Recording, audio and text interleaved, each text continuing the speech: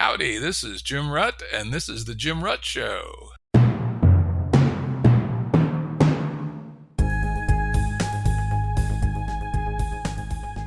Listeners have asked us to provide pointers to some of the resources we talk about on the show.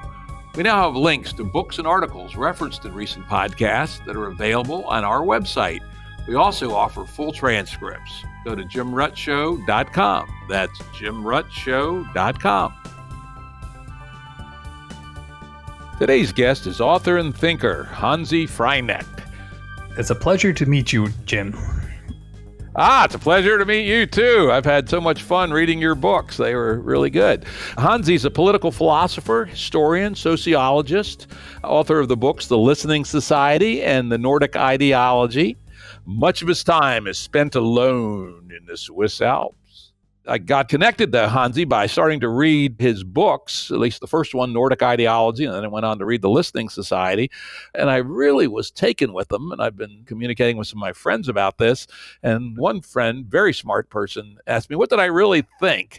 And I told him about these books, that this might be the best stuff I've ever read on social change, or it also might be a handbook for 1984 plus. Haven't decided yet. So as we'll see as we dig into this, the answer might just be both. So here we go. Now, my first question for you is metamodernism, which is your philosophical base for both these books, as the next step, but including postmodernism. And I got to tell you, personally, I've found postmodernism and postmodernists to be essentially crazy shit. My view is that a person that actually took it seriously wouldn't even be able to actually exist in the world or do anything productive.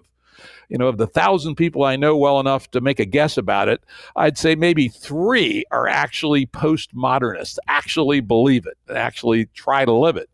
Many others, especially in academia, are what I've come to call as if pomos. They utter the words, they make the sounds, they may have some superficial behaviors, but I don't believe they actually believe it.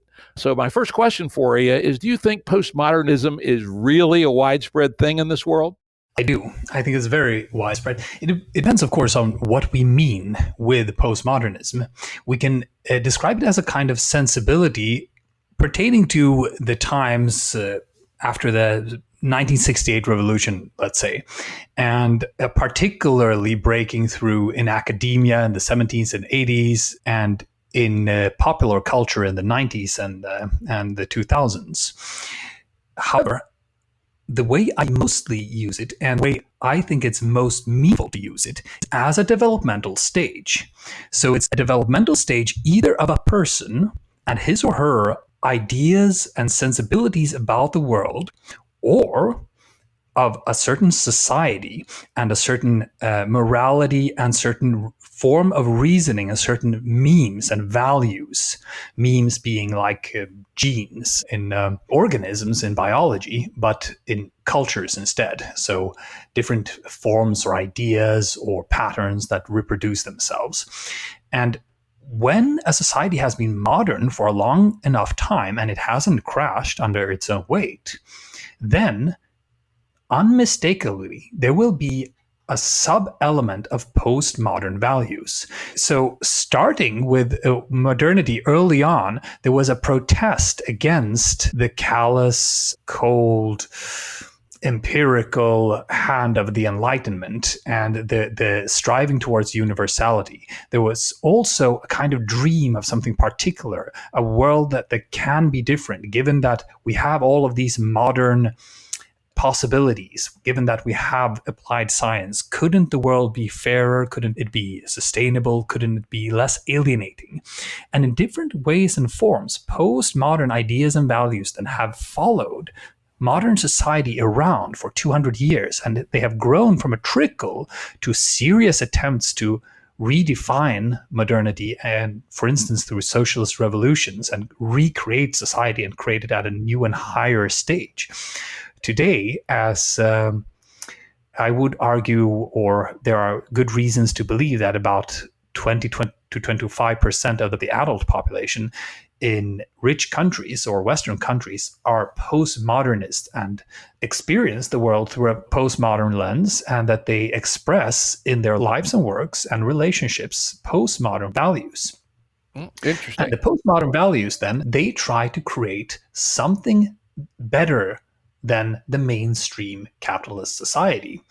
They believe that modernity and this story of progress isn't necessarily true, and that you can critique it by shifting perspectives, by including the excluded voices and so on, and or playing with new perspectives in the arts or whatever. And that there is some kind of emancipation or liberation or redefinition of everyday life that is possible. So it's a kind of religion, the religion of critique, or the religion of criticism, that has grown through intellectual practice of modern society. In a way, it's like the priesthood of traditional society. And in that sense, I believe it is very real. I just don't think it has the answers for the next stage of society, which is why it perpetually puts us in cul-de-sacs and in dead ends. And this produces reactionary neo-reactions that we are today seeing on a wide, massive scale, taking over pretty much all of the major governments in the world. That's interesting. Obviously, the 200-year part's interesting because what I would describe of what you were talking about is not necessarily postmodernism, but one of the branches of modernism, and I call it the Rousseau branch. When I look back at the Enlightenment, I basically divide the world into the Voltaire branch and the Rousseau branch. And the Rousseau branch then led to Romanticism, which then led to totalitarianism, which then led to postmodernism. And they're essentially postmodernism I would describe as a heresy of modernism, in the same way that communism is a heresy of modernism. And I think it's a strange and weird dead end, and particularly in its academic status, where essentially rejects science as a different kind of value than all the kinds of values that came before, etc. And so, I'm one of them people who put a big bad flag on postmodernism. And it's interesting, as I read your book, I didn't smell postmodernism, quite the opposite, right? For instance, in Nordic ideology, you talked about an empirical politics, simply policies, regulations, and practices that can and should be based upon the best available information and empirically tested knowledge. I think that would cause most postmodernists I know to have a heart attack, right? And then later in the book, you talked about something that's very near and dear to my heart, which is a reformed enlightenment, Enlightenment 2.0. And again, the POMOs I know, if you said you wanted to create Enlightenment 2.0, they'd want to put you in POMO prison.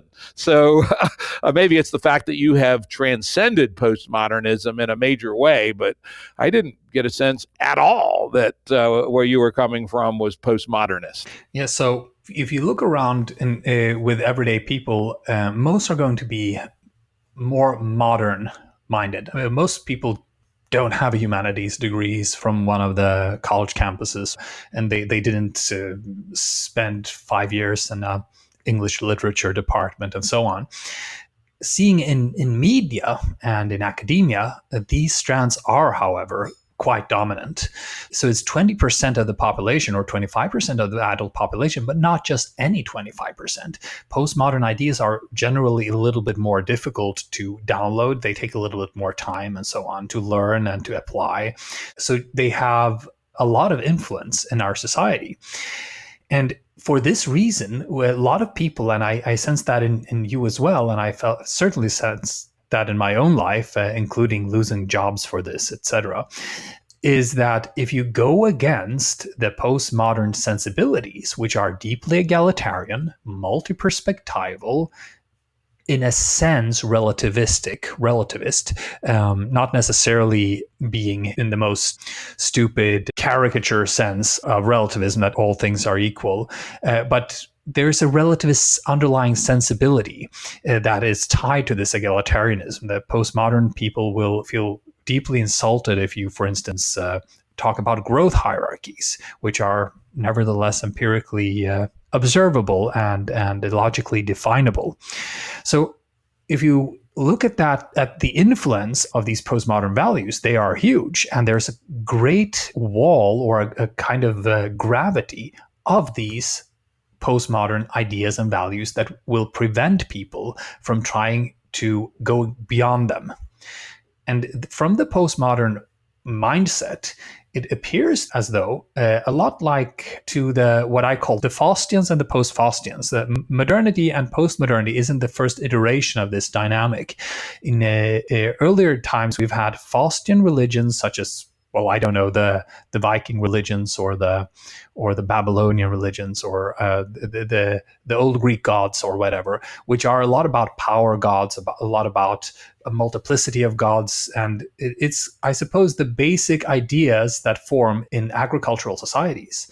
Within these societies, starting 2,500 years ago with the axial age, you had a moral critique of the power relations within the agricultural societies. They said, well, wait a minute, the power of the king shouldn't be arbitrary. It has to be universally verifiable. There has to be a higher truth, a God beyond all gods. So there's the Brahman, or there is the Buddha nature, or there is, the God of Abraham, or Java, who was initially was the war god, and then after a while, Java actually killed off all the other gods, or his disciples did, and it ended up as a monotheistic religion with one highest principle. And people said, okay, this one highest principle has to be moral and not based on power. It has to be universally true. For instance, then, slavery was not permitted in post-Faustian religion, but in practice, slavery persisted throughout the period up until modernity. And there was always a priesthood, a minority, who looked at other people as heathens that would be enlightened by this religion, by this moral purity, by this refinement. And today, this is the point I want to make, today we don't have the priesthood anymore. I mean, we have them, they're just not very relevant in the lives of very many modern people. Instead, we have the intellectuals, we have academia, we have the guilty conscience of, let's say, the intellectual left, of the critique of society, which has real methods and real methodologies which are internally consistent and produce very real results, which cannot be produced by any other mode of thought than the postmodern thought.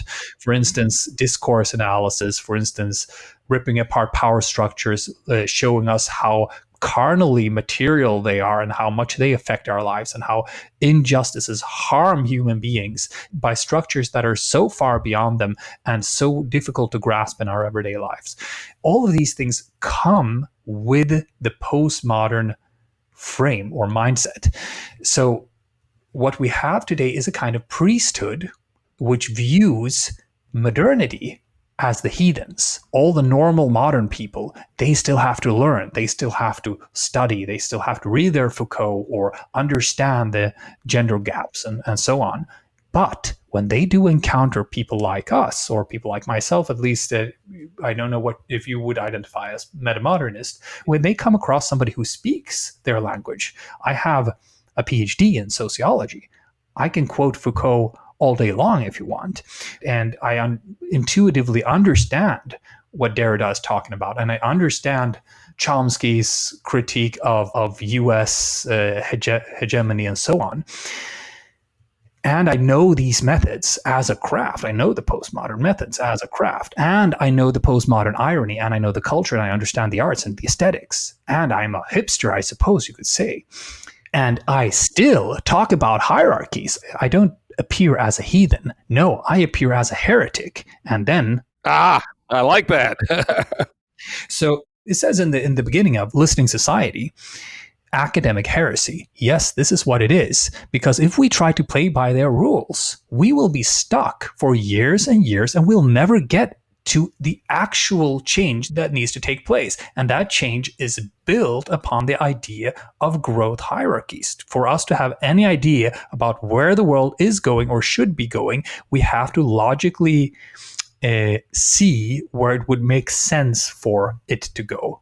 And to do that, we have to see the world more hierarchically, and that is forbidden within the postmodern sensibility. And for this reason, we have to revolt against modernity, yes, because modern life isn't good enough, as the postmoderns perpetually point out. And it's not sustainable either way. But we also have to revolt against the revolt. We have to revolt against postmodernity. Yep. And this creates a horrible, horrible lapse in, the jump to metamodernism, if you don't make the whole analytical jump to metamodernism, you can land in a neo-reactionary conclusion, meaning you read up on Julius Evola and you put your hopes to Stephen Bannon and you will start conspiring against the modern world because you want the world basically to become some version of a Nazi horror show. And that's not a good solution. Indeed. Good stuff. I'm going to push back a little bit on your 25% number, at least in the United States. I've been to Sweden, I've been to Denmark, like both, but don't have deep knowledge of what they're like. But in the U.S., about 30% of people are college graduates. No more than 10% of them could be said to have graduated from an elite university, which would give us 3%.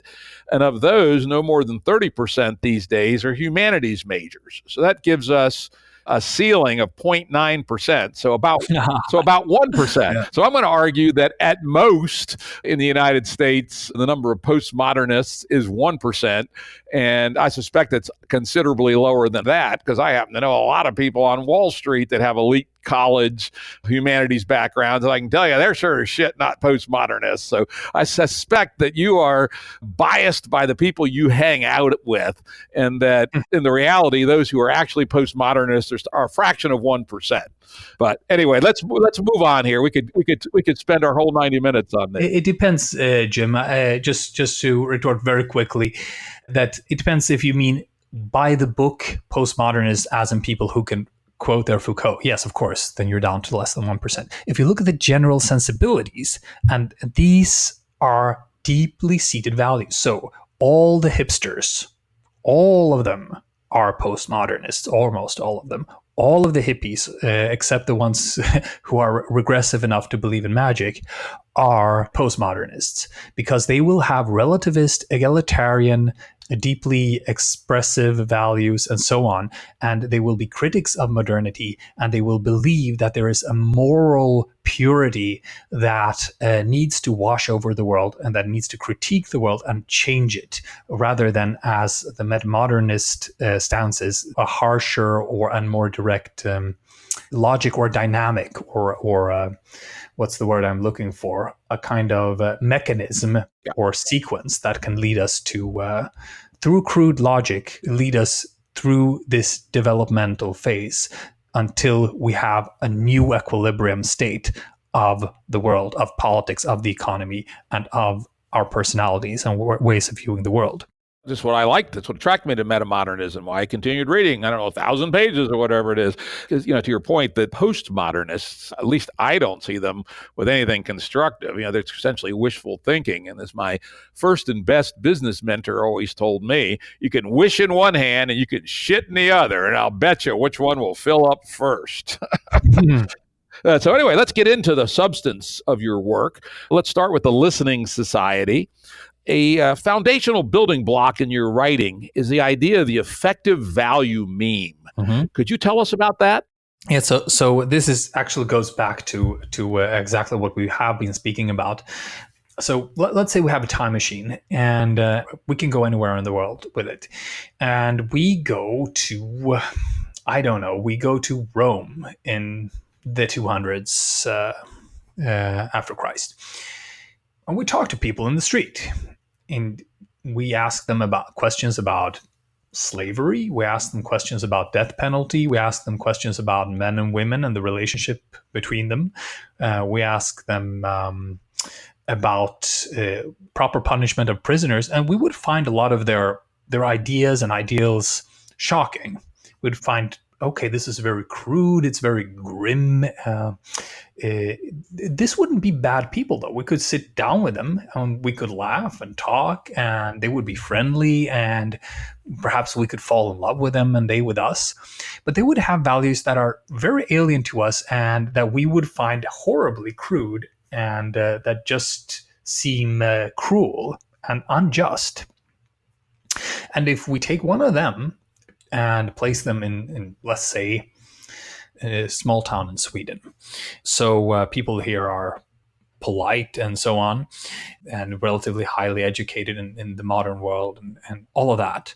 And this person tries to understand their stances on slavery, on punishment, on gender equality and human rights, and even on animals or the biosphere, they would find all of these things meaningless, abstract, wishy-washy, being too complicated, that they're suffocatingly politically correct, and so on.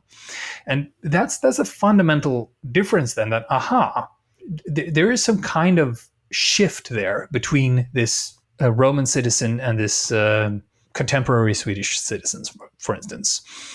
And what is that difference? Well, okay, they have different norms, I guess you could say, or you could say that they have that their personalities were shaped differently by different societies and life conditions. And the question then is, are these norms or personalities and perspectives that people hold, are they arbitrarily ordered, or is there a logic to them? And the idea of value memes is that, there are overarching, deeper structures in how values are generated by societies or through the development of societies, which will generate values that are similar to one another or correspond to one another. And for this reason, there's a huge difference between any agricultural society and any industrial modern society. There will be huge differences in how these people think and act, over time at least. And likewise, you can go to tribal societies and there will be other sets of values. Individually, these people will have will be nicer and more direct and so on than, let's say, your average New Yorker, or in many tribes. It varies from tribe to tribe, of course. But in many tribal settings, you will have maybe kinder people or people who have better lives in many ways or more competent. But their values will correspond to the size of that society, and so will their worldviews and indeed their personalities and their ways of thinking. That's the idea then, that values can evolve with societies, and they can, as different kinds of systemic challenges, different kinds of things that happen around us in our dynamics as we interact in society, will put different demands on us as human beings in terms of values. So the metamodern values that I think are necessary today, they haven't yet developed. So we grow up in societies which have for 200 years or so developed to modern and postmodern values, but we are facing what can only be termed as yet more complex challenges: climate change and global governance and global migration flows and so on. And I mean, existential risks stemming from technology, all sorts of crazy stuff. Consciousness altering substances, psychiatry, the control of every citizen through the public system. There are so many aspects here that are incredibly complex and threatening of life itself. And we have populations who have values that are adapted to the modern age, meaning to expanding an industrial welfare state. That's it. That's what our values are set out to do. That's what they evolved to do. And a minority then who have values that critique that same thing, meaning postmodern values. So you can work at a university and write a doctoral dissertation on injustices between different minority groups and so on. But these values are insufficient then for our populations to self-organize around these bigger and deeper and more complex and more universal issues. And this is why we need a deliberate institutional change that would work as a conveyor belt, much as education has done in modern society, to get everybody up to the modern value meme, or most people up to the modern value meme. We have to get people up to the postmodern value meme, a lot more, and we have to get people up to the metamodern value meme. And today, none of our societal systems or institutions are built to do that. They're not constructed to do that.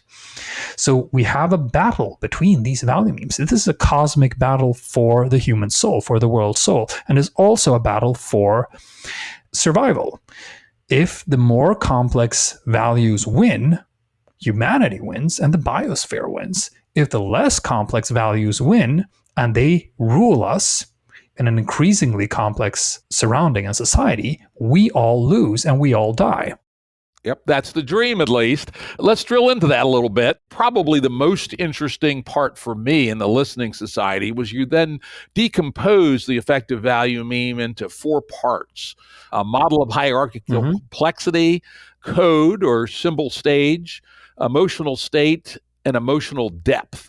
Let's particularly drill into the first 2 of those, and they're related, in my mind at least, which is the model of hierarchical complexity and your stages or code concept. Could you jump into those?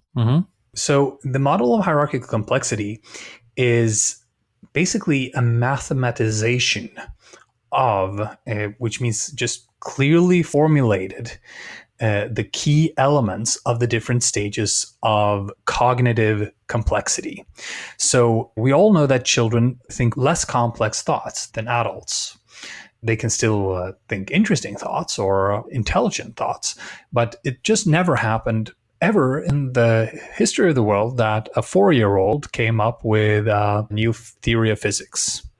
And there's a reason for that. The brain of the 4-year-old does not perform thoughts of the corresponding level of complexity. It's not that you can't teach a 4-year-old physics. You can. It's going to have to be simple physics. And this goes back to Piaget, who was a Swiss classic theorist on this and researcher, when it goes back to Kohlberg.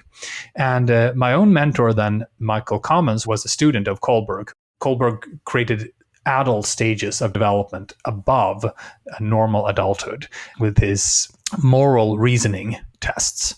And what Michael, he studied algebra for a while, and he realized that he could use this or apply this to developmental theory. And using abstract algebra, he could then see that, there's a mathematical pattern to it here. You can actually formulate what all of the stages are. And this goes even down to amoeba level and all the way up to Einstein level. And then there are 17 such stages of adult development that have been discovered. And you could argue that there are higher stages, but the arguments grow thin there. And you can argue that there are lower stages, but the model starts to break down there. So it's kind of like even within physics, of course, theories have a certain reach.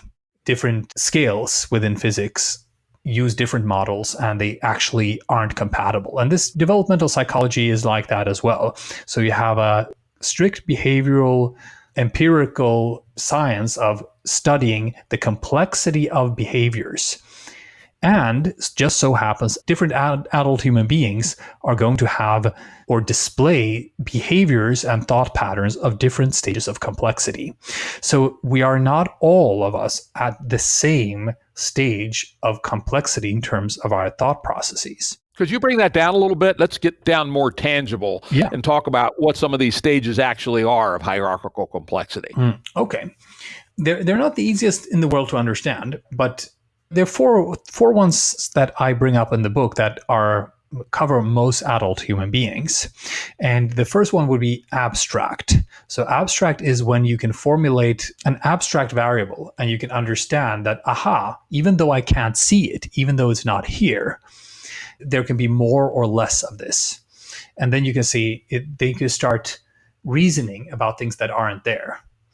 And this is almost all adult human beings reach this stage. Most people reach it in about junior high. But there is a stage above that one, which more than half of adult human beings reach, but not all of us. And it's called formal operations. So that's when you can take several abstract variables and you can formulate in your head a linear or even nonlinear relationship between them. So you can say, it appears as though if this happened, then that happens. And you can test such formal relationships in your head. And that kind of corresponds to a lot of the work we do in modern society. A lot of it is maximize the profit of this company, for instance, or minimize this input and maximize this output, for instance. A lot of this is formal operations. And it's usually sufficient to function well within a modern labor economy or division of labor to function at this stage and to think along these processes. But above that, you can create whole systems of formal relations. The simplest ones we learn in school by heart, the simple equation systems, where you have to use the information from one equation to gauge information about another equation. Then you have to see the system where you can see different feedback loops or whatever. And only about 20% of an adult population reaches systematic reasoning, which means that most academics will tend to be systematic stage thinkers. But above that stage, at only about 1.8% of the population, you have meta-systematic reasoning. And meta-systematic reasoning corresponds more to, in mathematics, topology, for instance, that you can see that, there are patterns within these systems. There are properties of the systems themselves. And you can compare these different properties and you can switch between different systems. And you can understand that the different systems have different logics. So you tend to be less reductive in your thinking. And people who are at meta-systematic tend to get less well along with people who are, let's say, at abstract, because the people who are at abstract will think that people are meta-systematic just talk a lot and that they aren't very concrete about what they do, etc. And people who are at meta-systematic will think people at abstract are a bit shallow and that they never really give them any ahas when they speak to them and so on. But this is just one out of 4 fundamental ways of growing as a human being. Yeah, let's talk about code next. I think that was a good introduction to your levels of hierarchical complexity. But the other one that I found very interesting, caused me to think a lot about both myself and sort of the nature of social construction, is your symbol stages or your code. Mm-hmm. If you look at the previous theories on psychological development, they kind of mix all things up. They say, okay, so there are these people who are more modern, and then there are postmodern people, or there are color codes for these things. In one theory which is popular is called spiral dynamics, or you call modern people orange people, and then postmodern people, you call them green. But the problem is, well, what if you actually try to compare this with history? So going back to medieval times and looking at a genius of medieval times, they wouldn't understand Newton's physics, or indeed even a simple coordination of 2 variables on a grid. This was invented by Descartes in the 1600s.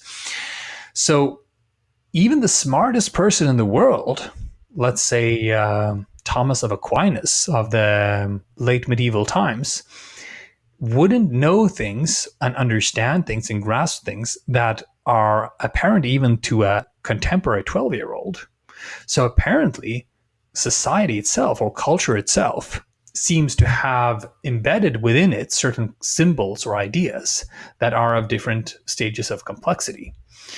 And because they are of different stages of complexity, they are non-arbitrarily ordered, meaning that there's a difference between people who live in, let's say, an agricultural society like medieval times, and people who live in pre-agricultural tribal societies, and people who live in industrial societies or post-industrial societies like ours.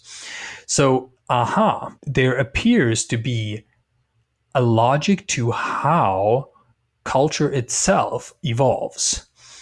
Not meaning that it always evolves in the same way, but there is a deep pattern or structure to it, that the different modern societies of today are more comparable to one another than they are to even themselves looking 500 years back.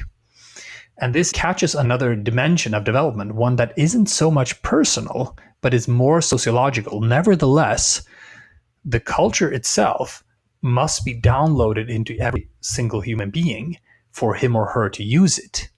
So people who are more complex thinkers will more likely to find the code available in that society that resonates with their stage of mental complexity. I mean, vice versa, of course. If you come across a lot of the more complex code, this can also spur more complex thoughts in your mind and eventually may cause you to think more complex thoughts yourself and have more complex perspectives. That's interesting, but I'm going to use myself as an example here. When I went through your books, I had to give myself an honest analysis. Where do I stand on these various dimensions? And I looked carefully, and I concluded that I was a solid stage 14 paradigmatic on the hierarchical complexity scale. So just for the listeners, paradigmatic being the one after meta-systematic. Yeah, and I was definitely not a stage 15. So I said, yeah, solid middle stage 14.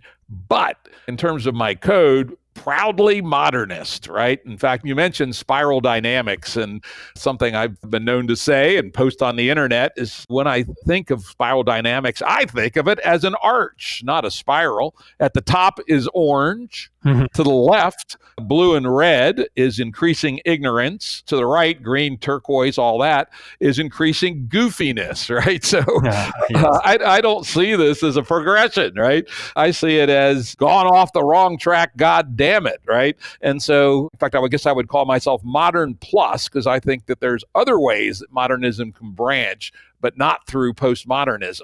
So what is your thoughts about a person who was stage 14 in hierarchical complexity, but was kind of rejected the other postmodern and metamodern? I got an open mind on. Metamodern is interesting, but I definitely reject the postmodern code kit as actually useful.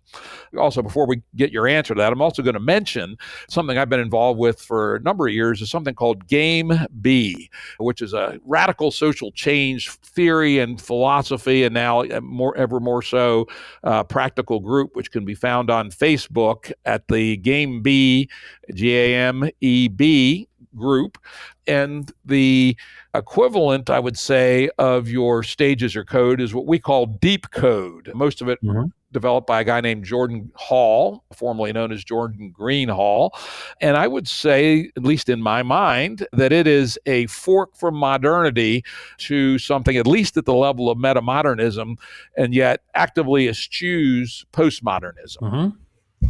All right. So this is a very interesting question. And roughly speaking, the only answer is that, this kind of development, once you understand, has 4 dimensions, and we didn't even get into the second 2, which are more subjective dimensions, then we see that it's much more nonlinear than we think, and it tends to have a lot of unexpected dynamics to it. So let's see. Modernist paradigmatic. All right. So first of all, we might, of course, always be wrong when we self-evaluate, but given your background and so on, it would make sense that you would be at paradigmatic. And I also talked to you before the show started, and that would make sense, yes. That being said, the reason that we may reject postmodernism, there may be any number of reasons that have to do with the angle through which this is presented to us. It may have to do with the other 2 dimensions, which are depth and state, things that play on subtleties that we may not be in tune with, might, let's say, go over our heads, and we might not see them. And for this reason, people may be saying things that mean, in terms of subtlety and their spiritual dimensions, things that aren't available to us. And looking at these effective value memes, they are emergent patterns within all of these 4 dimensions. So they're a kind of sum, but sum is the wrong word. They're a kind of a dance between these 4 developmental dimensions. So our subjective state in every moment, the existential depth that we have developed in our relationship to existence, and the complexity of our thought processes and behaviors, and whatever symbols we have available. So you come across a bunch of symbols and you don't like them. There can be any number of reasons for why these symbols perhaps didn't represent, let's say, the real postmodernism. On the other hand, you come across metamodern ideas, which superficially, to people who are actually modernists, to an actual, let's say, orange modernist, there wouldn't appear to be a difference between my writing and all the Foucault stuff out there.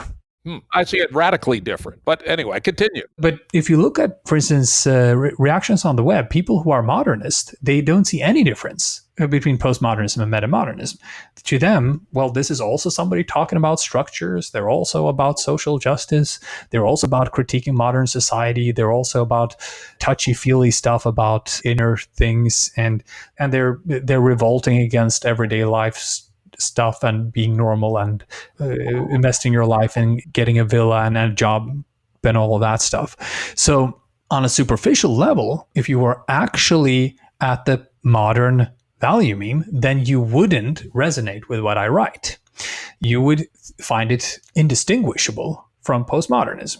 So most likely you simply had like an allergic reaction, and then you couldn't see any other alternatives around. So you just saw, okay, I'll just hang out here for a while because I still believe in science, who doesn't?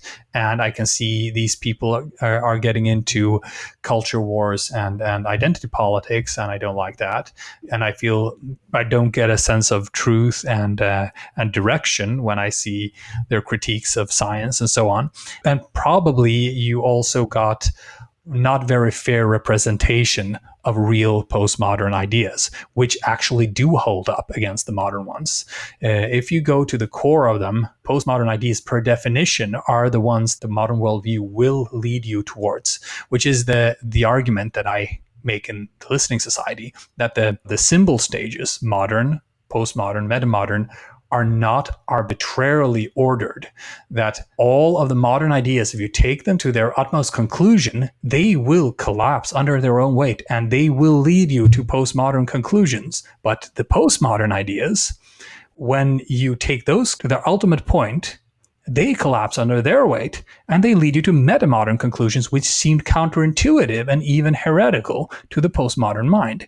And if you already were a complex thinker, and you only had the modern ideas and postmodern ideas in terms of complexity and so on, these ideas tend to resonate with metamodernism. But you only had these to choose from, and you could see that the postmodern ideas, and often they're in misused forms, that they were distasteful to you, then you simply rejected them, and then you were frustrated with them. And I'm very happy you were here talking to me instead of taking the route that so many of our good friends have done these days. And it's to say, I hate postmodernism, I hate postmodernism, I hate postmodernism. Then they wake up the next morning and they say, I hate postmodernism 3 times again. And it just goes on for years. And after a while, they say, I hate it so much, I don't even care about all of those ideas and ideals and social justice things they're bringing up. So actually, I do want to kill the immigrants. And actually, I do want men to rule women. And actually, I don't like democracy. And actually, some smart person should create some order in this world. And actually, the military isn't so bad. And actually, we have to stand up for ourselves against nation. And actually, history is not a progress thing. It's cyclical and periodical. And we're in a downfall. And somebody has to rise up and save this thing. And whatever you become, you have become a Nazi. So a lot of the high stage people today are becoming Nazis. And a lot of those who are high stage because of their depth and state, but are low on complexity, are becoming hippies who believe in magic. This is very counterintuitive. Highly developed people are more likely to believe crazy things than average developed people. So you have among the highly developed people, highly dangerous groups of new Nazis coming up, or fascists of different brands. And you have magic beliefs because people have such strong spiritual and psychedelic experiences they can incorporate intellectually. And you have beliefs in aliens. I mean, these things are growing. And if you challenge the people on their ideas about aliens and the UFOs, they will answer, please take a DMT trip, and then you will know. I've heard them say it, and I go, I have taken a damn trip, goddammit, and I had all kinds of weird thoughts, but I can explain them easily as brain rhythms plus the confabulator, right? Right. Interesting. So, yeah, interesting. I guess I'll continue to push back a little bit and say that it's not obvious to me yet, maybe if I think about it and read more, that one must go through postmodernism to get to a higher level, let's call it GameB deep code, which I would say is surprisingly similar to metamodernism, but explicitly rejected postmodernism. And let me get back to why I rejected postmodernism. I probably didn't get the best exposures to it, but though I did read most of the writers and commentaries on them, etc. What I came out with, and again, as I told you before the call, I'm actually a pretty simple guy, right? I'm not a natural philosopher. When I hear the word metaphysics, I reach for my pistol, etc. But my real rejection against postmodernism was not its excessive intricacy, but that it did not appear useful. And people who listen to the show and know me in real life know that my catechism, my shining star of making decisions about systems, about ideologies, which I hate in general, philosophies and theories is it useful? And I never found anything in postmodernism that would actually let us build a better world reasonably expeditiously. It just seemed to be a swamp in which there was no getting out. While metamodernism does not have that smell, and nor does GameB deep code. And so I guess I would say it's at least, it seems to me possible that one can get to, how to build a much better world that is, guys, much more justice, operates, it avoids the self-terminating loop that our current GameB is caught in, et cetera, without having to go through postmodernism. But I suspect we'll just have to agree to disagree about that one. I suppose, just saying a few things that are useful about postmodernism. If you worked at a sociology department like I did, you see the research. So, for instance, the UN today has all of these development programs, and they are all based on analysis of structural injustice of different kinds, which is the essence of postmodern thinking. And if you take the modern person and his or her sensibilities, he or she does not in their core believe that everyday life is fucked up. He or she does not in their core feel that life is not sustainable, it is alienating and harmful to the human soul, everyday life, and that people are being, let's say, mutilated on a subtle level. And they do not believe that society is fundamentally unjust.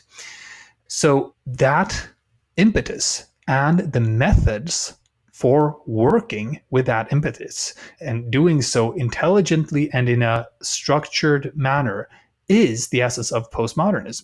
If the modern mind says, is it useful? The postmodern mind will reply, useful according to what axioms? Useful according to whom?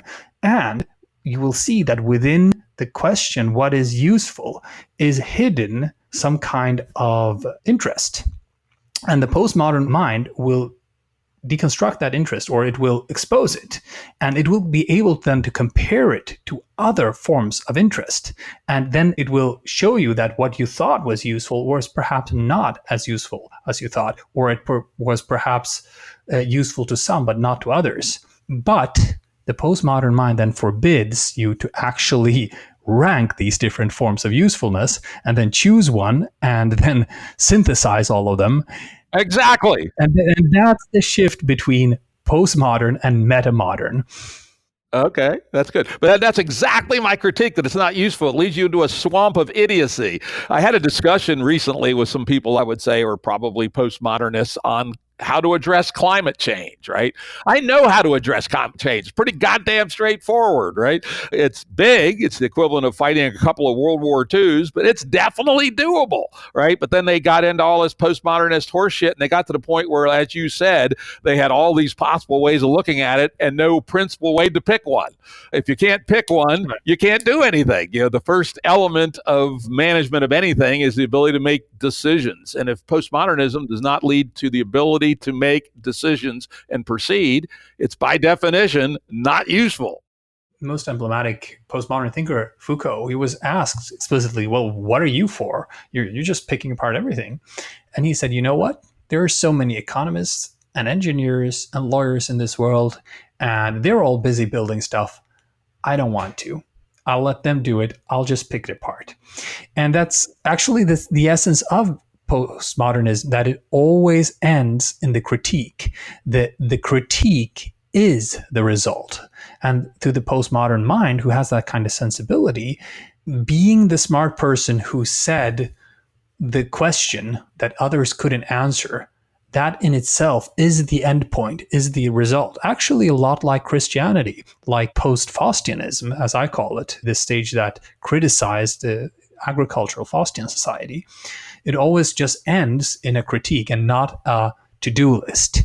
And that's where it's different. If you look at these different value memes, every second one is a critique or is a more passive one, which picks the early ones apart and creates a new morality. And then next one is a more agency-oriented one. But metamodernism doesn't really add new morality to the postmodern one.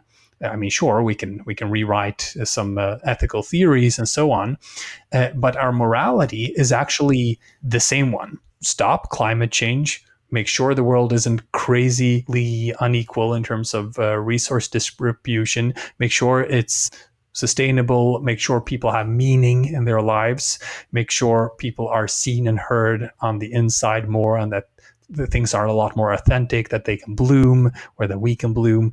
Stop torturing the animals. I mean, all of these things are already there at the postmodern value meme. The difference is we can do it. Much like modernity, modern society, in the 1800s, the British Empire stopped slavery, and from there on was just a waterfall, and slavery ceased around the world within 100 years. And Christianity had been against slavery for 2,000 years, for crying out loud. And within the British Empire, it wasn't the modernists, it wasn't, all the scientists or the businessmen who ended slavery, it was the Christians. Yeah, it was Wilberforce, right? He was definitely a Christian public intellectual. Yes. Which is interesting. The same role is there for the postmodernists today. We will use the postmodernist populations for a kind of moral mobilization, but it is only possible within the institutions and economies created by metamodernism. Yep, I like that. Actually, I like that because then you get away from this swamp of inability to make any decisions. Yeah, I mean, the Christians just had you pray again and again and again, and nothing happened, or go to another convent or whatever. And the postmodernists just have you go to the university and writing the critique of the critique of the critique, and that's it. Exactly. So, yeah, if we think about it that way, because in general, I am, and I would say the GameB deep code is, strongly in favor of egalitarianism, the elimination of bigotry and prejudice, equal opportunity, et cetera, et cetera. So I think at the values level, fairly similar, but the methodology just seems so fucking goofy. I have no interest in going down there. So, but I like your presenting it. Okay, let's let them say that they've developed a useful set of morals, but let's ignore their methods and let them play with their methods and let them write their morals, and then we'll take the morals and we'll go put them to work. God damn it. I wouldn't go as far as ignore. I would say use them and put them in their proper place, and don't let them stop you from doing your stuff. Okay, that's good. I actually learned something there. Good. That actually improved my mental working kit a little bit. I still don't like postmodernism, but I'm going to think about it a little bit differently now. Let's get back to a couple other more detailed points, one of which I think is very important. Here's a direct quote from listening. The same goes for metamodern code, which only less than 2% have the cognitive hardware, that's your word, to operate successfully. This might be an insurmountable problem to metamodernism. If hardware less than 2% can run metamodern code, how can you ever get it to work? Yeah. I don't know. So, just to get back on what I'm saying there in the book, that, the reason a lot of people hate postmodernism so much is that it's relatively sophisticated. It's not about yelling at men for them making a little bit more money or shaming somebody for writing high girls instead of high vagina bearers or so on. It's actually about structural critiques, which requires systematic stage thinking to be done properly.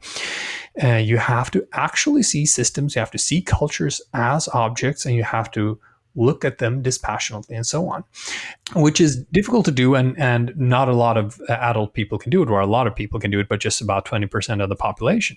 And then following the research by Commons, if you look at how many people reason at the meta-systematic stage, it's about 1.8%. And then if you go down to paradigmatic, it's We don't know, but if it follows the same normal distribution, it's going to be 1 in 1,000 or thereabout, or a couple in 1,000. And if you then look at this, metamodernism, what are we doing here? We're looking at inner development and the different subsystems of inner development, and then we're putting together different subsystems of inner development. Some of them are sociologically built, or constructed, meaning that the inner development depends on outer development, and then we have to create institutions for that, and then we have to coordinate that with the people who create those institutions, and so on. We're in the space of meta-systematic thought processes. We're in complex thought processes. And if you try to use a kind of code, you kind of run a complex code in a simpler form, and this has happened many, many, many times in history, from religion to political ideologies to scientific theories and so on. They get simplified when they're popularized. So what happens if you run a metamodern code on a lower stage of cognitive complexity? Well, what happens is you get flattened versions of it. So you get versions that are going to look at surface level a lot like metamodern politics, or have the same goals or ideals or norms, but they're not actually going to work. They're going to produce lots of pathologies. So for instance, people will say, okay, listening society, so it's good to always take in the perspectives of others, and then they'll spend a lifetime just taking in the perspectives of crazy people and not being able to coordinate them, for instance. Or they will think, so there are growth hierarchies between human beings, and I'm, of course, of the higher stage. And so those of us who are at higher stages have moral privileges, and we can decide for the others because we're better than them. You can think of any number of perversions of this code. Or you could say, wait a minute, so this is a holistic vision of society in which things are brought together to resonate as one whole, and small groups of people have to get together and conspire against society to do this. And these small groups of people have to do a military coup, for instance, and boom, you have fascism. And then they're going to start killing people who are deemed to be lower stage. I mean, hey, you can go a long way with this into crazy land and into, frankly, war crime land. And towards the end of the second book, I write, these are dangerous dreams. Yep, I've respected you for that. You were totally honest. As I said, coming into this interview, I said, once I'd gotten to about the 40th percent point on the second book, I said, this might be the best stuff I've ever read on social change, but it also might be a handbook for 1984 plus, right? And the answer is, it's both. Yeah. I mean, unfortunately, I believe the existential predicament here. I mean, I wish I could say, okay, I called God and I foolproofed my theory, and I made sure that it's going to be read in the right way, and I made sure I didn't make any mistakes, and I made sure that my subconscious didn't have any evil drives I wasn't aware of that subtly steered my hand in typing. But I can't do that. Absolutely. It is what it is. Yeah, I mean, so it is what it is. But on the other hand, what else to do? I mean, should we stop thinking about theories about where we want to go as a society, or what the state should look like, or what the markets should look like, and the welfare systems and so on? I mean, because it's too dangerous and only megalomaniacs would do that, so then nobody's allowed to ever have an opinion on it. That's crazy. Yep. But nevertheless, that's what the liberal mainstream will tell us. They'll say, no, we don't want your theory because it's totalitarian and you're a megalomaniac for even daring to take it upon yourself to answer such questions. So your plan is nobody answers the questions and we all die? Yep, exactly. It's identical to our GameB issue. It's amazing how similar that is, because we basically say that we are on a self-terminating curve, period, if we don't change our ways, right? And yet, when we propose these radical techniques, people say, you're nuts. This is, communism, or this is fascism, or it's both communism plus fascism. And so it sounds like we all have the same interesting problem, which neither of us have solved. I will absolutely say GameB has not solved this, which is, how do we create what you call the flattened version that actually resonates with people? And when you were saying that, an image came to my mind, which is, my grandmother, long since deceased, was Irish and a fervent Catholic. Went to Mass every day, right? Celebrated the saint days every day of the year, right? Very Catholic. But her Catholicism was very shallow, nothing like Thomas Aquinas's, right? But somehow it satisfied her as an ape with clothes, right? As a resonating human living in her body and her mind. She loved her Catholicism more than she loved her own kids, truthfully. So there was an example of a very successful flattening from, let's say, Aquinas or the 19th century version of Aquinas to my mother's Catholicism. So I guess I would throw that out to you and your collaborators as something you need to figure out, is a flattening of metamodernism that's as attractive to people today as a flattened version of Catholicism was to my grandmother in 1930. I wouldn't overemphasize the need for popularization. Most of all, we need to find the right people, and we need to affect the knowledge generation trajectories of, let's say, actually just a few hundred people around the world at this point, meaning that for us to make serious change happen, we need people who seriously work over the long time and commit their lives to some kind of metamodern / call it whatever, game change, and seriously will consider plans and take risks with their own lives to play parts in these plans, and who are prepared to learn a million new things while doing this, and to do it in a coordinated manner with other people. Because without these core groups, I mean, we can have all the popular demands for a listening society we want, new forms of politics or whatever, the things suggested in my books.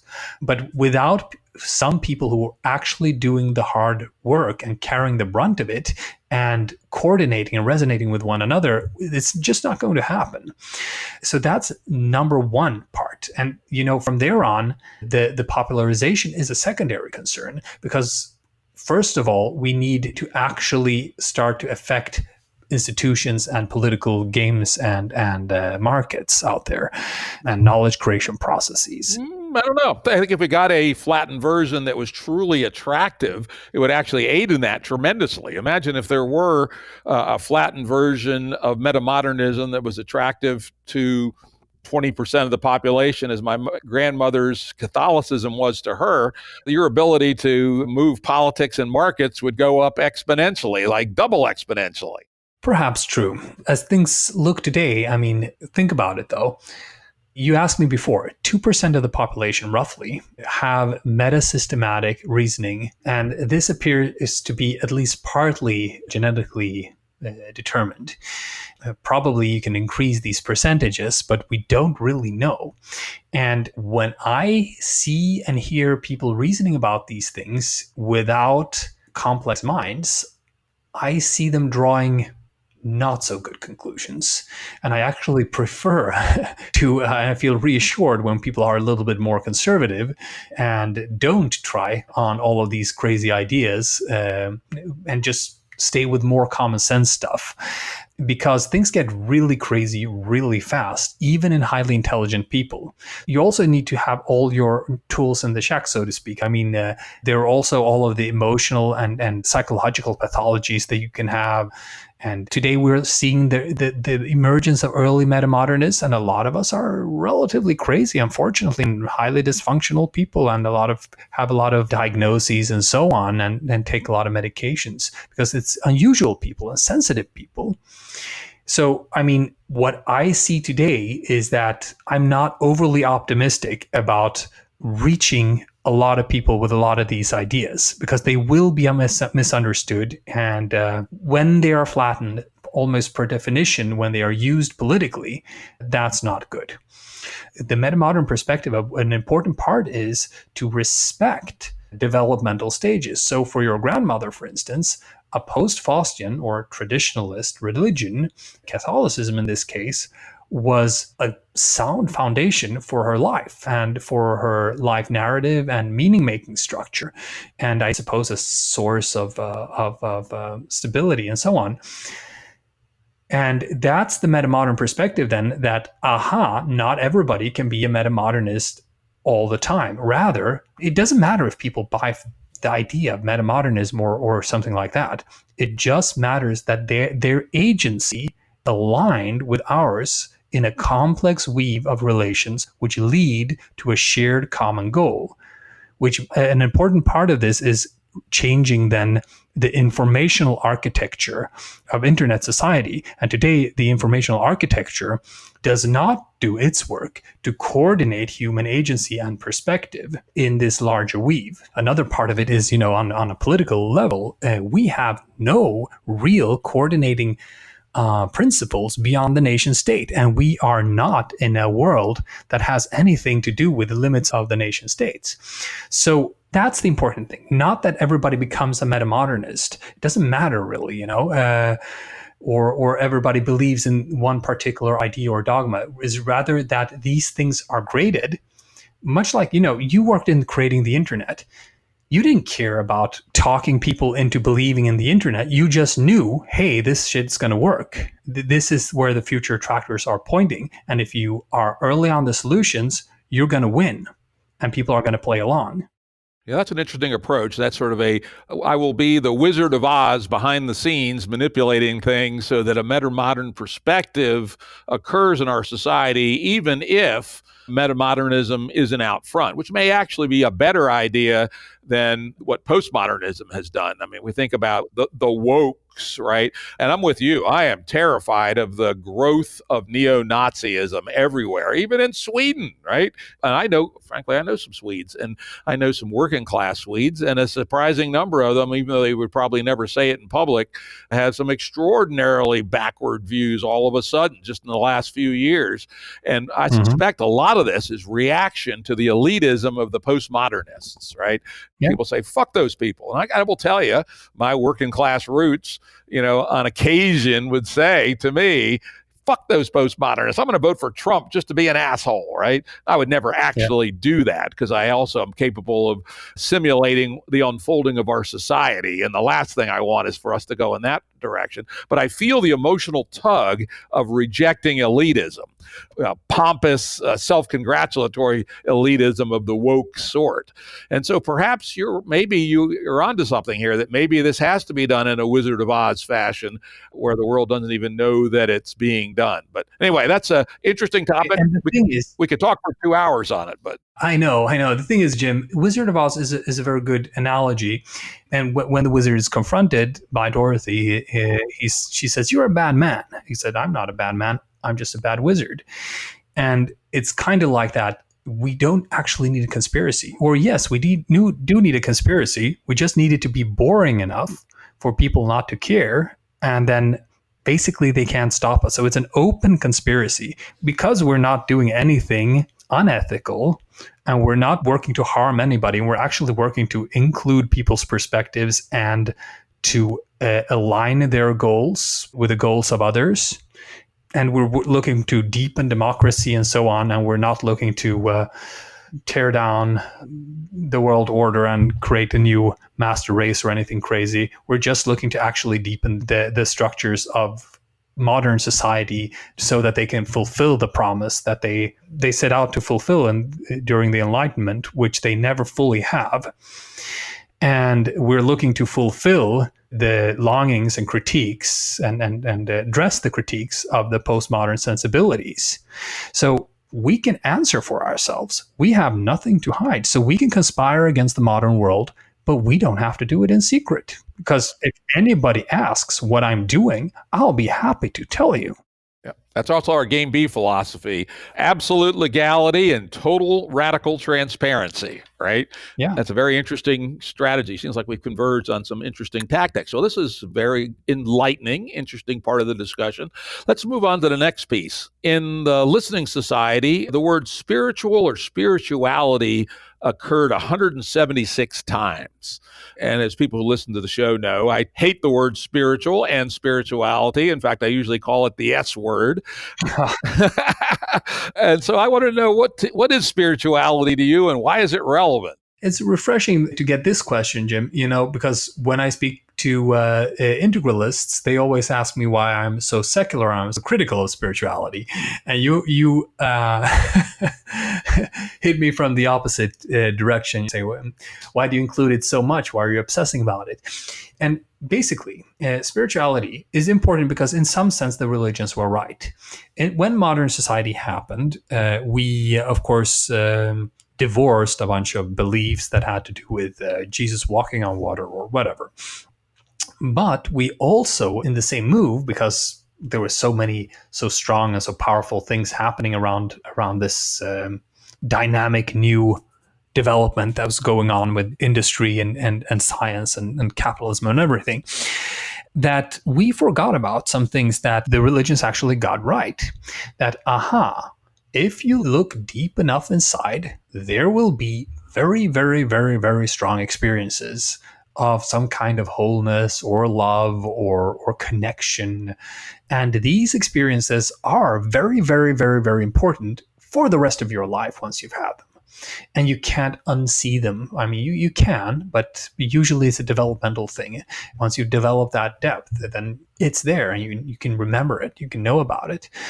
And in that sense, you become a believer if you have strong spiritual experiences. And that's in the sense I use the word spiritual. It's anything that has anything to do with the higher subjective states. The higher subjective states, when we look within, we notice there's nobody there and things kind of open up and things are crystal clear. Like there's a pristine clarity, a kind of super presence that's just there, and things, then there are no words to grasp it or describe it. We just get a sense of beauty and meaning, and everything is going to be all right.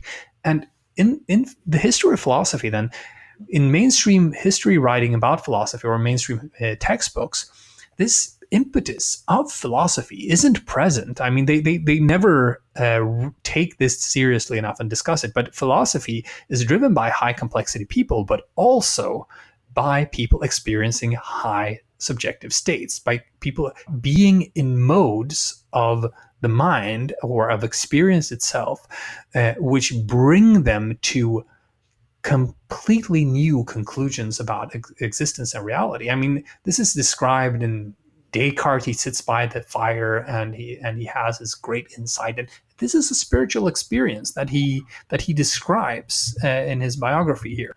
It just goes back all the way, and it goes back to Plato. It goes back actually a bit less in science then. Science seems to be a little bit less driven by this spiritual impetus. But philosophy, and definitely all of the religions, which have had these compelling images and stories that people have built their meaning-making structures around, all come from these exceptionally high states, which also connect us often some notion of terror or hell or the seriousness of the matter of existence, that suffering is real, and very, very, very, very profound and very, very, very grim suffering is possible, suffering beyond our imagination. And then we have to take the spiritual struggle to get out of that suffering very, very, very seriously, to go to heaven or not to hell, or to, So in some general sense, the religions weren't wrong. And that's a big difference then between the metamodern mind and the modern mind. The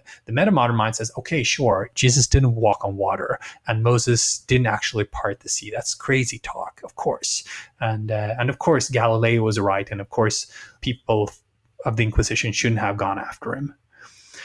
But it doesn't mean that contemplation isn't a powerful psychospiritual technology. And it doesn't mean that the mainstream ideas that we have about consciousness, etc., in a K-12 school, which is basically nothing, they just kind of avoid the question, and the underlying assumption is some kind of materialist reductionism, that these things may be wrong, and more spiritual views that are informed by these higher states and the kinds of reasoning that flow from these higher states may be more relevant to describing the nature of reality, and thus our place in it, and thus how we can and should act within it and relate to it, and relate to one another and to ourselves and so on.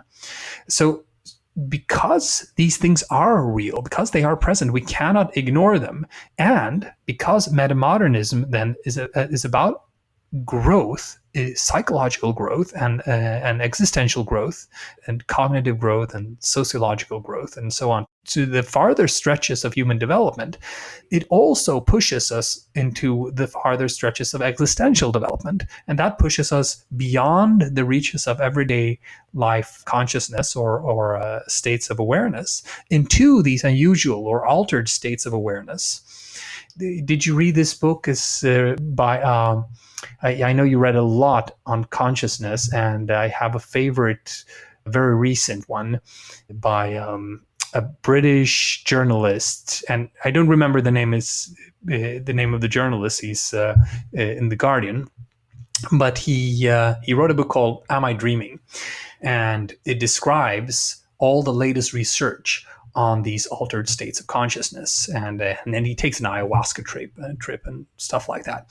And what he says is that the red thread, or I mean, the connecting, what connects the dots here is that when we are in the highest states of awareness, or I mean, those blissful open states of psychedelic states and so on, all the neurons fire. I mean, there's like connections are made in a much, much wider sense. And then it's like a reset button for the brain so that the structures can change radically in these moments.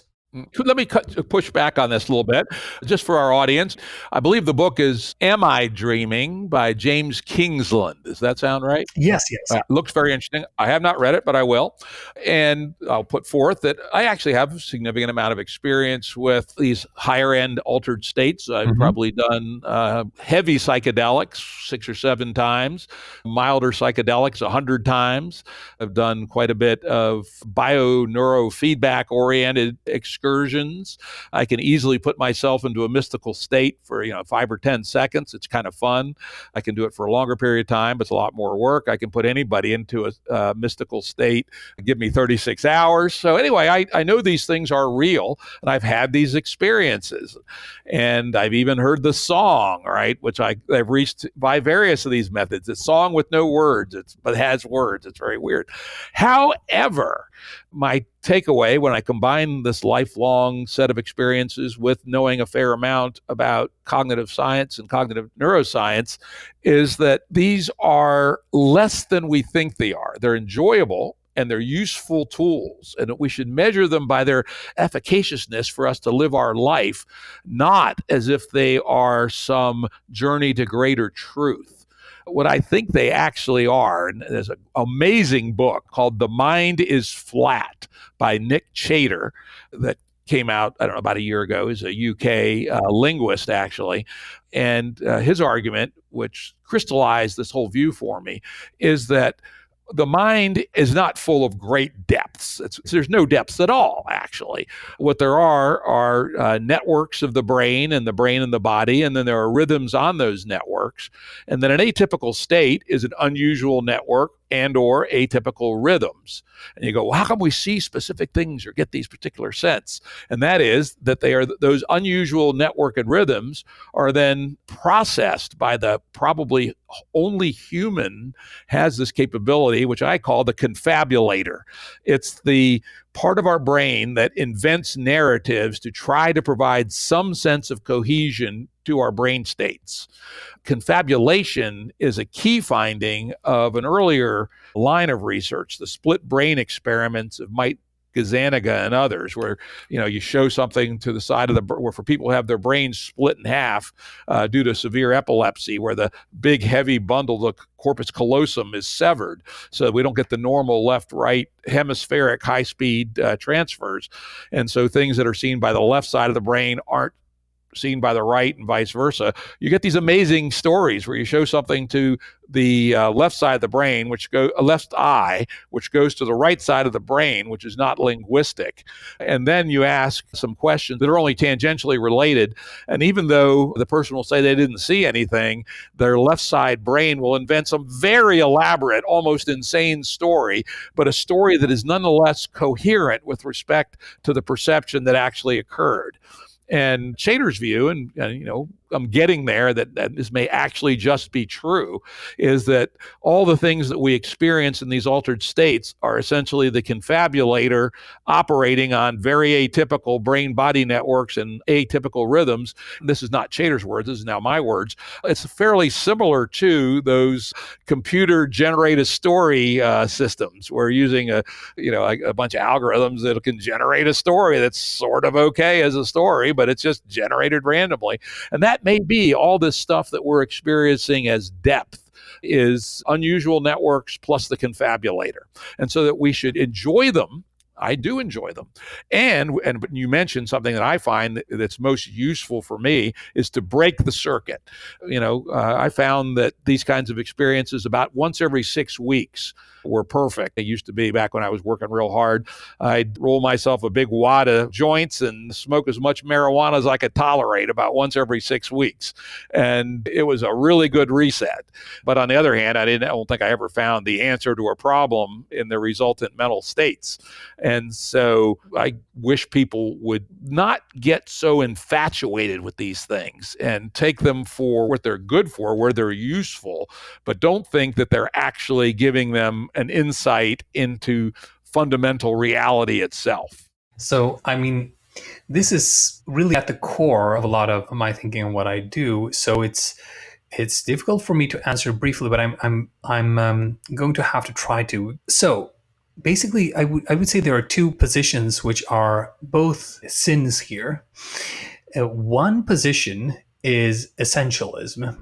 It's the ascribing of depth onto a surface. And the fundamental insight of postmodernism, starting with Andy Warhol, but it actually goes through all of the postmodern thinkers, is exactly what you're saying.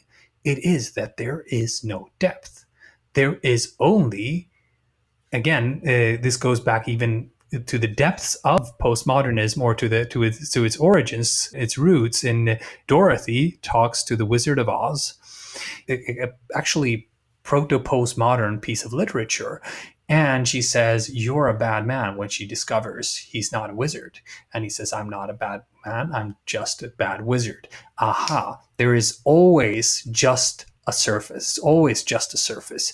And that actually goes for all phenomena. So right now I'm looking at the handle of a door. And in a deeper sense, you can explain away the doorknob.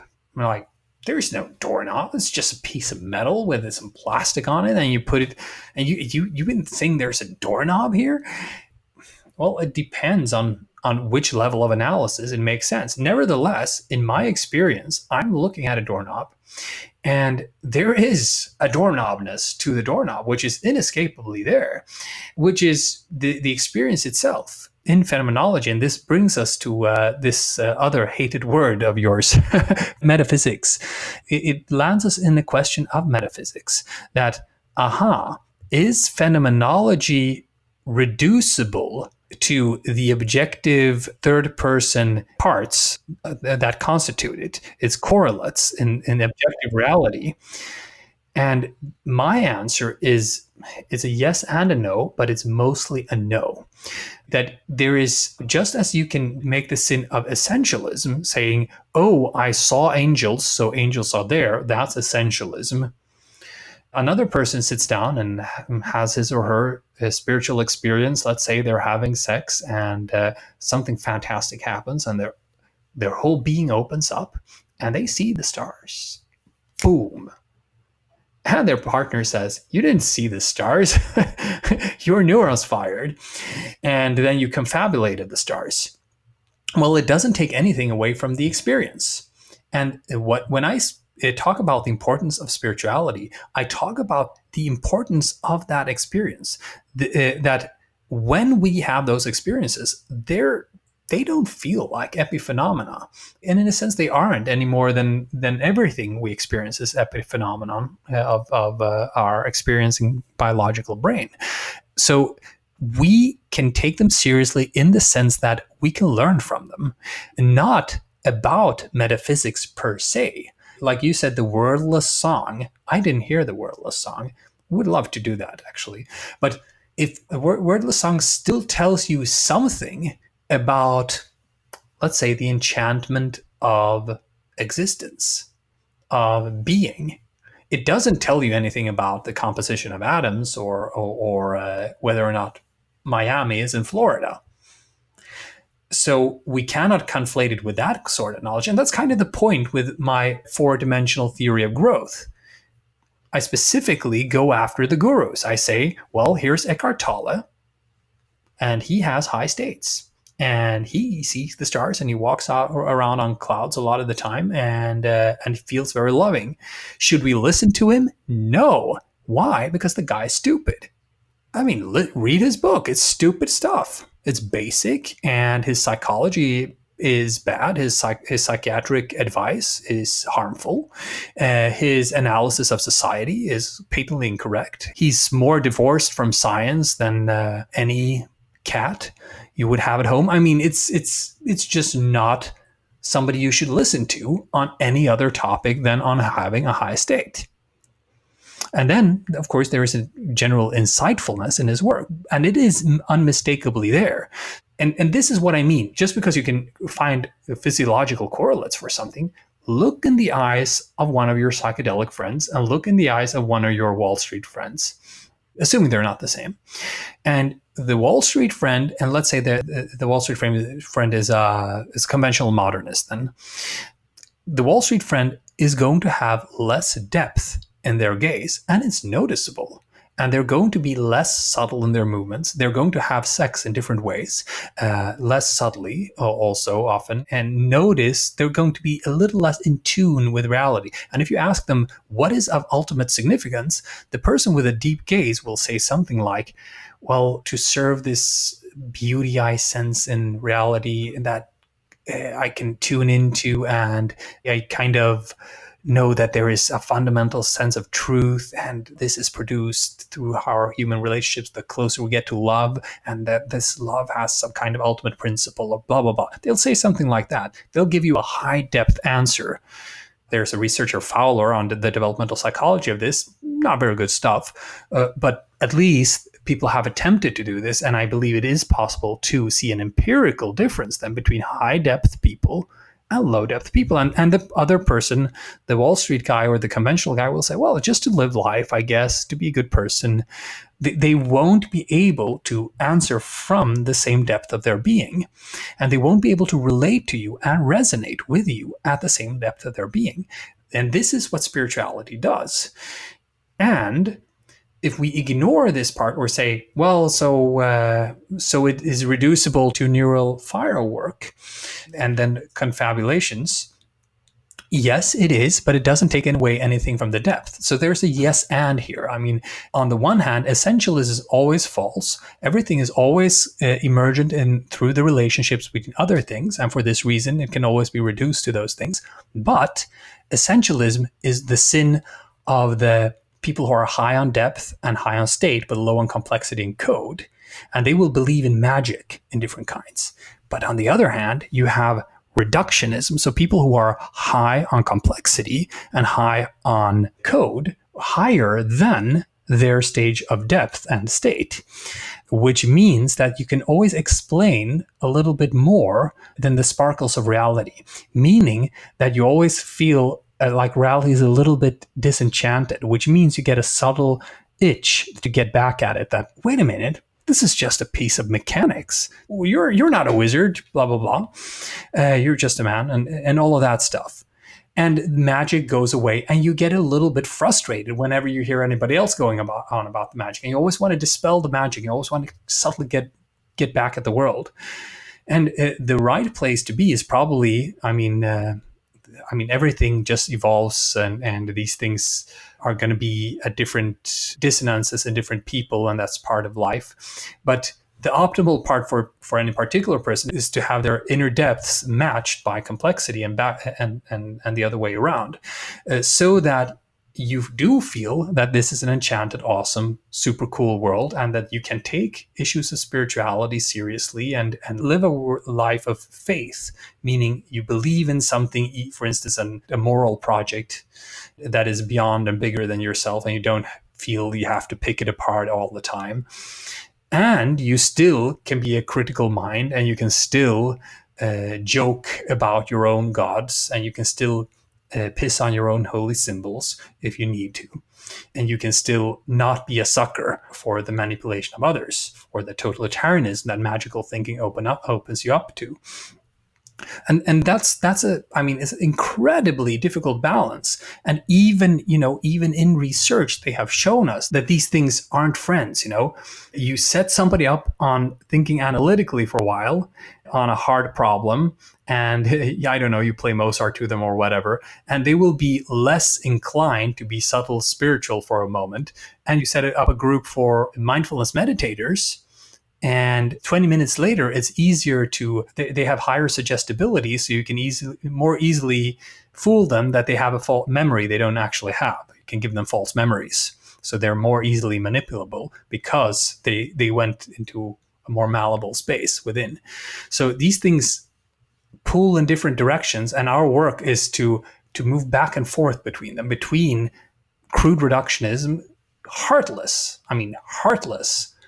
Nietzschean, disenchanted, grim, cut to the bone reductionism, and trembling spirituality, devotional, unapologetic, being in love with the world. Both of these things must be coordinated with one another, even though they are opposite principles. That's a bold and interesting statement. I would suggest that I like most of what you said, and I could agree with most of it. And I suppose, the best takeaway is you can say from the old Moody Blues song, question of balance, right? And the balance is going to be dynamic. We're going to be at different parts of the continuum at different times. On my wedding day, I hope I'm at the most spiritual part. The S word, I said it, oh my God, on the most spiritual part of the continuum. When I'm, day trading stocks, I hope I am not paying any attention to it. And in general, I want to be in between. I'm going to throw out, you give the good example, Wall Street guy and hippie. I'm going to throw something in the middle, which is more of a question of balance.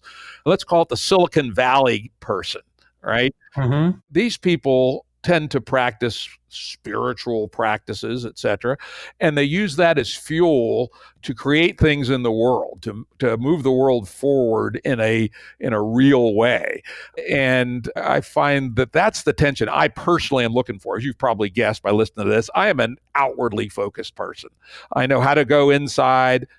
It's useful. It's enjoyable. But I'd rather go create something, tell you the truth, and I will only use that interior stuff to the degree that it helps me create exterior things more efficaciously. Mm-hmm. I think of that as the Silicon Valley balance between the two. Mm-hmm. And I say for myself, I swing all the way from hippie to Wall Street, but I probably spend most of my time in this tuning that I just made up of Silicon Valley, which is I like and find useful the internal states. I don't actually believe them, but I use them as ways to make me a more efficacious player in the real world. So, in the listening society, I mentioned a few different important groups to metamodernism and the different kind of landscape of class that is showing up in post-industrial digitized internet societies. And a core group, we mentioned it briefly before we also started talking, is the yoga bourgeoisie. You said you're not yoga bourgeoisie, but it's the Silicon Valley types, I guess, are a bit. And it's, I suppose, the core population of metamodernists these days are from the yoga bourgeoisie, and especially perhaps around Burning Man culture and so on, for the simple reason that, okay, it's somebody who went through the whole modernist thing for a while, and maybe they were successful early on, and then they realized they were still miserable, or that made them miserable even, and then they started meditating and taking psychedelics or whatever, or these things partly overlap. A few years back and forth, and some major life crisis, and then some therapy, and usually they land in a position where they value spirituality and they want to use their life for doing something good or greater, and they still have strong financial capital and so on, and all of this business know-how. And this is an important group in core cities in Europe, also in London and Berlin and in Stockholm and so on, and Copenhagen. So it's important to understand the yoga bourgeoisie. It's not the only part of the metamodern crowd here. Unfortunately, the yoga bourgeoisie generally is a bit too limited in its perspective, and what I feel is lacking is are two things really. I mean, it's a more revolutionary faith that would make them more interested in doing things like political metamodernism or your GameB. And the other thing is actually the code, the metamodern code, meaning they need a more proper map of what they're doing. They just have an idea that, hey, if you reach, it feels really cool to be in these high states. You can open your heart. You can not be a dumb capitalist, and you can transform business. You can be a conscious capitalism. Well, you can use your business for good. That's all right, but it won't take you to the next stage of society. They don't have a real map to gather around and to be a revolutionary class, to be a class that turns against modern society and organizes to consciously change its structures, its informational architecture, as we mentioned, the structures of the internet, its political structures, and its culture. And that's what needs to be done. So I see within the yoga bourgeoisie that you mentioned, that yes, they have both of these elements, but it's not successfully coordinated. So rather, you have people going too far in one direction and then too far in the other, or not successfully coordinating these things into shared life projects, which take real risks and real brunts of the problem, and they end up always flying around the world and going to Thailand another time and going for another 100th workshop and so on. And then everybody wants to platform everybody else, and they want to create the next Facebook for all of these other people, or be the meeting place for all of the others. What I feel we need to do is to mobilize this class and to radicalize it. Within that class, there is certainly a lot of know-how and capital and informational capital and financial capital, and also, I suppose, emotional capital, in the sense that there's a lot of energy. People are energized, but there is not enough cultural capital. They don't quite see the world, and this is actually what they might lack then from the POMOs, from the postmodernists. A little bit more critique, a little bit more of seeing society as society, of seeing things sociologically, might be exactly what this part of the world needs. I would suggest that's part of it, but you also hit on the other, which is they need the right code, and so far they don't have it. Mm-hmm. So that's interesting. We could go on for 2 more hours, and I'm going to ask you if we could schedule another session sometime in the future. This has been, I think, the best single episode I have done yet, but we're out of time, and so I think we're going to wrap it up right there. I think this has been phenomenal, but if we're going to talk more about it, we've got to do it on another day. This one is for long runners. You go out, you run 15 kilometers or something, and you put on this one. Indeed. Production services and audio editing by Jared Janes Consulting. Music by Tom Muller at Modern Space Music.